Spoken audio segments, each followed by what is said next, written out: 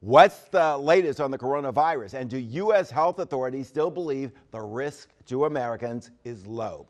Larry Miller has been on the phone getting answers for us. And Larry, what have you heard? Yeah, we're getting a lot of new information. And we learned today from members of the Centers for Disease Control and Prevention that U.S. health officials are preparing for a pandemic. Tonight, U.S. health officials are bracing for a potential impact.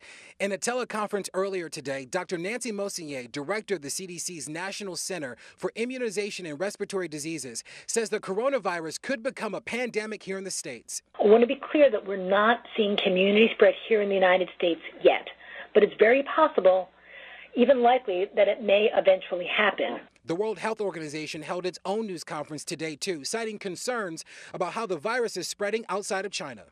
Outside China, there are now 1,152 cases in 26 countries and 8 deaths. Although the total number of cases outside China remains relatively small, we're concerned about the number of cases with no clear epidemiological link, such as travel history to China or contact with a confirmed case.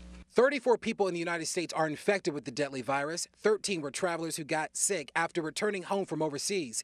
And today, travelers who were stuck on the Diamond Princess cruise ship due to a coronavirus quarantine disembarked their planes. According to the Washington Post, 14 infected passengers, against CDC recommendations, were flown back in a plastic-lined enclosure with uninfected passengers. Dr. Brian Garibaldi is an associate professor of medicine at Johns Hopkins University School of Medicine.